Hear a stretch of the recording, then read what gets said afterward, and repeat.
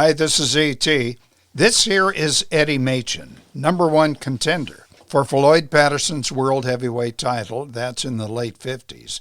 Machen undefeated, 2 wins over Nino Valdez. One time he KO'd him. He beat Howard King, former contender Joey Maxim. He beat him twice. He beat former contender Tommy Hurricane Jackson. He had only one draw, and that was with the great Zora Foley. Most of Machen's wins were by knockout. He has but one more obstacle to hurdle in order to get a bout with champion Patterson. He has to beat top-rated heavyweight Ingemar Johansson of Sweden. Johansson, though, is relatively unknown here in this country, the U.S., since being disqualified during the finals of the 1952 Olympics for supposedly not putting out his best effort. Johansson, was undefeated, but many of those wins were over European competition. Yeah, he beat Aldo Pellegrini, he beat Joe Bygraves, he beat Franco Cavici for the European title. He beat Henry Cooper, he knocked him out, and Joe Erskine. But the only American of note that he fought was Archie McBride. Now, these are all wins. Ring Magazine ranks Ingemar, and this may be a gift, number 10. Ingemar was given very little chance of surviving the #1 rated knockout artist and brawler, Eddie Machen. Machen was a 2-1 favorite. Everybody, even Patterson, was avoiding fighting Eddie Machen. One sports writer put it this way: Eddie Machen is currently the world's best heavyweight. He has knockout power in both hands. Against this American hitter, the unknown Swede is nothing more than a big 0. The fight is scheduled for September 14, 58 in Gothenburg, Sweden's Ullevi Stadium. INGO'S manager is Edwin Ahlquist, and after signing the papers, he's beginning to fear that Ingemar would not only lose to Machen, but be hurt, because Johansson, well, he's never been serious about training, spends too much time carousing. He'd never been acquainted, to put it in Ahlquist's terms, with the thief tricks that occur in American rings. So concerned was Ahlquist that he imports a really good American sparring partner, a slugger named Bert Whitehurst, and his manager, George Gainford. Now, Ahlquist's spirits rose a bit after he witnessed 3 things. Number 1, during sparring with Whitehurst, Ingo was roughed up quite a bit. And I should add here, Johansson didn't spar hard, in part because he was lazy, in part he did not want to hurt opponents. Well, Ahlquist tells Ingo, go all out this time against Whitehurst. The bell rings. Ingo's hammer of Thor right hand puts Whitehurst down. Gainford jumps up, says, what a punch, what a right, he'll kill Eddie Machen. I should add here, Bert Whitehurst, weeks before joining Ingemar's camp, fought a much-feared heavyweight contender and gave him fits for 10 rounds. The name of that contender? Sonny Liston. The second thing that impressed Edwin Ahlquist was Johansson's training.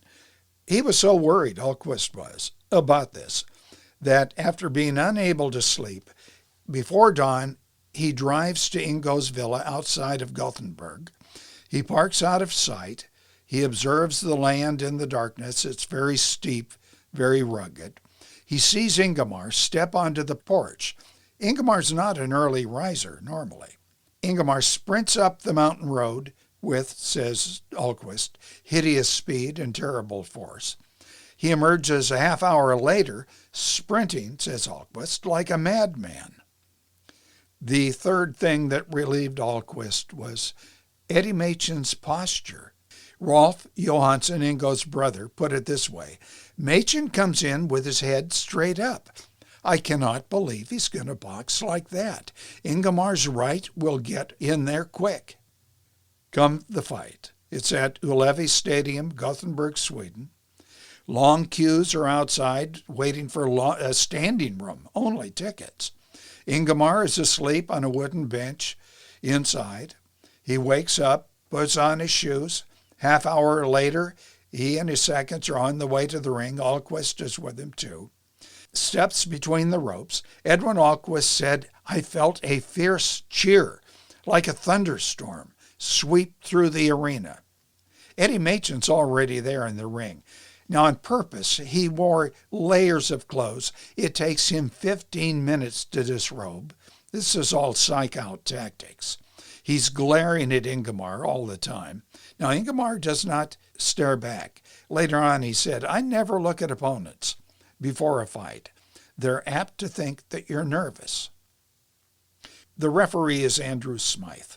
He calls both to ring center, and I should add here, you'll notice Smythe's behavior in the ring this time is one of the worst ever.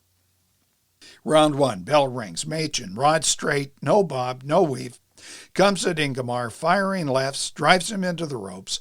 Ingemar will escape. He's circling clockwise, throwing lefts. Most of them are short. He notices that Machen will drop his left slightly after a jab. Well, that leaves his chin exposed. Machen, a minute into the fight, throws a tentative left. Ingemar, now these are his words, "I struck out my left partly as a feint, partly to balance myself for the longest right I have ever punched in my life, up from the shoulders and downward like a cat striking with its paw. It came by itself. I hadn't had time to think consciously." Machen falls onto his back, the first time he's ever been on the canvas in his career. He's up at 5. He grabs Ingemar. Ingemar pushes him off, lands a right uppercut. Machen is beginning to fall. Then a left hook will send him to the canvas again. Machen's head snaps on the bottom rope. He's still for a while, then rolls to his left. Up at 7, staggers. His arms are rather useless at this time. Smythe should have stopped it right here. He did not. Ingemar traps Eddie Machen in a neutral corner, unleashes everything on him. Machen, out on his feet, knees buckle, arms drop, propped up by ropes. He's in a semi-seated position, takes 17 blows. He slides to the floor. The referee counts. Machen's motionless, head on ring apron. At the count of 3, Machen's seconds, at least one of them, enters the ring, runs around Smythe and Machen, and exits between the ropes. Now this, by any boxing rule, should end a fight. The referee Smythe doesn't even notice. Ingemar, as Smythe reaches 10, throws his arms up in triumph. He hugs Edwin Ahlquist and his second, waves at family at ringside. Ingemar Johansson, having knocked out the number 1 contender, is now himself the obvious challenger to the heavyweight title, which he would take June 26, 1959. And that's it, boys and girls. Did you enjoy the story? If so, give it a thumbs up. Write in your comments below. If you have not signed up with this channel, do so. You see the bell icon, tap that. You'll be notified of new uploads. Thank you.